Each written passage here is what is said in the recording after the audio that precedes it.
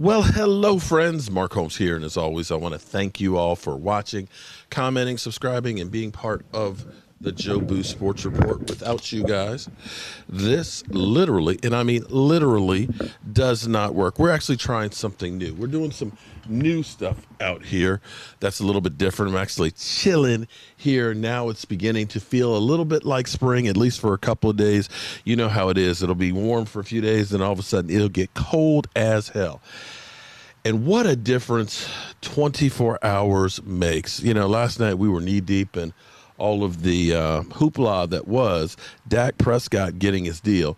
And 24 hours before that, it was all kinds of speculation. We had people saying that literally Dak Prescott, was going to be franchise tagged. This was going to be the end of it. Jerry Jones didn't believe in him, that the Cowboys, they were lucky that they got him for as long as they did. But, it's time for him to go walking. And it's so funny how we have revisionist history with a lot of guys out there. Skip Bayless literally last night, and this is where I realized that the talking heads, it's really not about.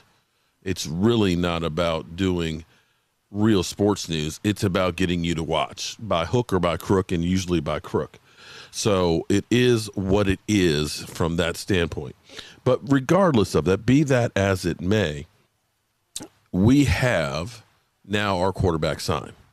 The haters out there, you're still seeing articles out there. Will the Cowboys live to regret this? You look at Jared Goff, you look at Matthew Stafford, and you look at what the Cowboys have versus them.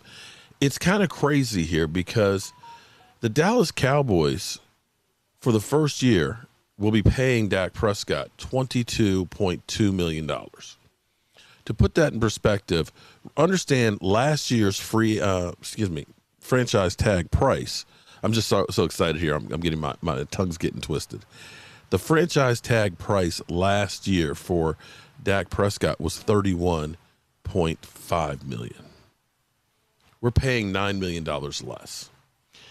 One of the things that the haters out there literally said is you can't pay your quarterback more than 15% of the salary cap. Okay. We're at 10.7 with Dak Prescott's contract this year. They'll say, yeah, but you're putting all that money down the road. Well, next year it's 28. Again, the Eagles have to pay $33 million just to tell Carson Wentz to get his ass up out of there. How little is this contract? And as people say, you can't pay a quarterback, don't pay Dak Prescott. Because they're looking at that guaranteed money, that big pile of money, that $71 million single season payout, but that's not how it works on the cap.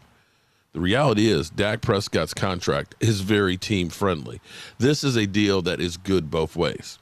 But to put this in perspective, Phillip Rivers last year, who, retired, who the Colts, since they lost him, traded a number 2 and a conditional 2 that could become a 1 for Carson Wentz. Phillip Rivers last year made $25 million. $25 million. Also on that team, let me make sure I've got the number exactly right here because I don't want to give you misinformation because I know the trolls will be there. You were wrong. Jacoby Brissett, backup for the Indianapolis Colts. He got paid $21.3 million last year to sit on the bench. So Dak Prescott, so you had Jacoby Brissett, 21.3. Dak Prescott next year, 22.3. We're only paying $1 million more next year for what the Colts paid for their backup last year. This, my friends, definitely is a good thing for the Cowboys.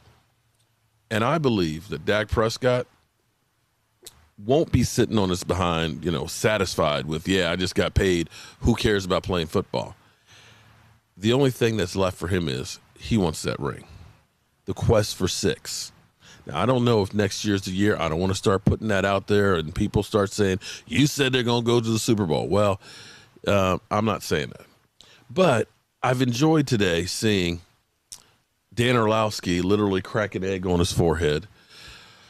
I won't say I really enjoyed so much listening to Skip over here cackling and now being a Dallas Cowboy fan.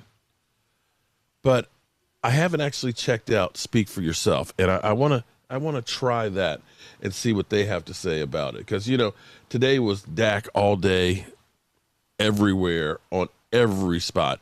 And I've been kind of busy running around and taking care of some other business and stuff. But I'm curious, do you like when I can't wait till it really warms up a bit.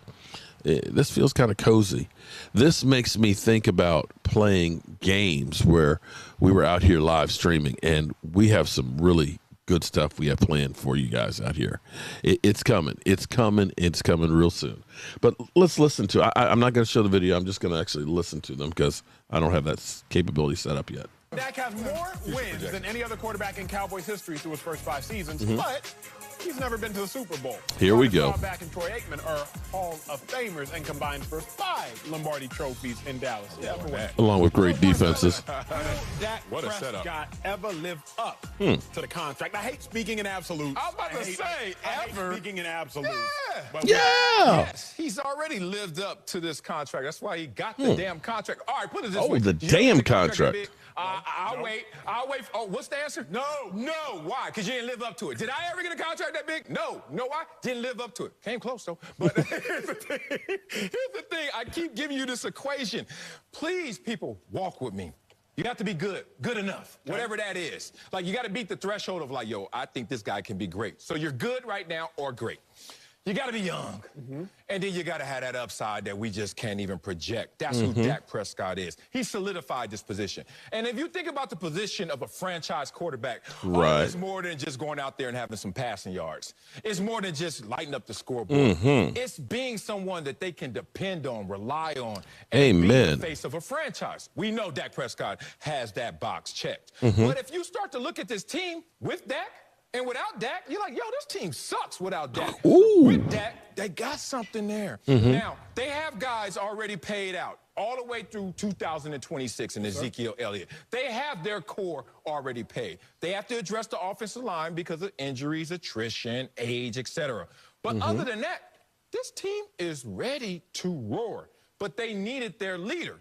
Here's the thing.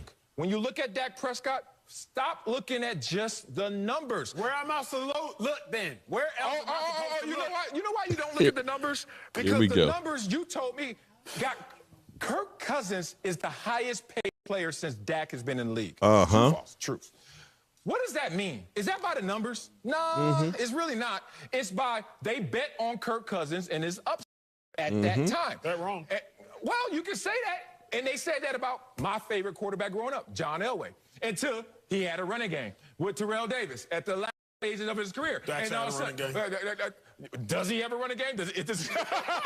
Oh, damn. damn. Game. I don't know if he See, there you go. Right, it's been regressive for him ever since he got there. But the point of this is, I want you to understand, stop arguing with the market forces. That's you fair. need to go to an econ class and have that at UT. Don't send me back. I got a C in microeconomics. You got like a C? my only C in college. First, I get to college in Texas, and remember, I came from private school. Class was like 15 people. I get to Texas, 400 students. Oh, the auditorium. So I take micro econ. True story, I get a C, so I had to get a tutor. But the tutor was cute. I was still getting C's on the homework, so I didn't want to tell the tutor I need a new tutor because I had a cute tutor. So instead, I just got a C, which is why I'm stuck in these lost arguments because I never understood microeconomics. I digress. Hey, it makes sense. That's why the C and you just chasing your dream of her and not focusing in on the details of the dough. Oh, man. I didn't take microeconomics. I didn't take macroeconomics. I just know how to make money. And here's the thing. Tom Brady is the 14th highest paid. It's not by the numbers. LeBron James in basketball is the 7th highest paid. It's not by the numbers. It's not by how great you are. If you just stop looking at this world by greatness and greatness only and start to say, what are your contributions to greatness, maybe you'll start to understand why Dak got this dope. Why did he get? You my guy, big dog. You my guy. right? No, not at all. Yes. Let me say this. I don't want to speak in absolutes. Will Dak Prescott ever live up to the contract? I don't know, but he will be hard-pressed to. I'm going to give y'all not a Wileyism, not an Achoism, but just a solid, factual piece of information. Let's hear it. Let's hear it. Just because you got richer does not mean you got better. Oh, okay. Mike Tabernacle. What the hell are you talking about? Let me explain exactly what I'm talking about. That. So, if all of a sudden tomorrow Fox decides to quadruple my contract, which you better hope. if they decide to quadruple my contract, ain't nothing gonna change. I'm gonna be the same Emmanuel Acho. I'm gonna be the same guy giving the same takes. They might get slightly better, might get slightly worse. And nothing will change. I just got richer. Okay. Don't mean I got better. So what have I given you thus far? Dak Prescott, here we go. what has he given you thus far? What has he done for you lately? He would have to at least get to a Super Bowl, at least an NFC Championship game. Get to a Super Bowl or be the reason that he gets to a Super Bowl? I don't care. You don't care? No. Why don't I care? Oh, so you love Jimmy G. Okay. I don't love Jimmy G. Well, then you just said get to a Super Bowl. I would say Jimmy G has at least merited some of his bread. I don't love him. I don't love Jared Goff.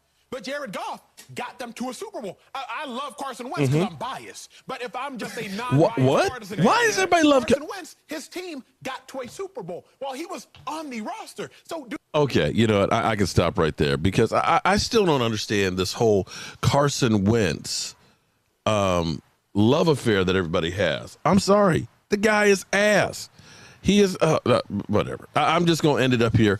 I was actually just doing a little test run. We're doing a little test from the outside, trying something a little bit different than usual. And so far, so good. So look forward to seeing a whole lot of new stuff, guys.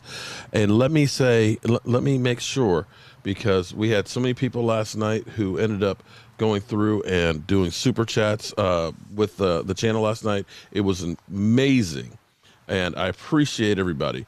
But I also want to give a special shout out to Teresa Reams, who donated $12 to our GoFundMe, and Patrick Mason, who also donated to it. Now, everybody who's donated to the GoFundMe, where we're working on doing some studio upgrades, we're going to have a reveal soon. Real soon, we're going to have a reveal.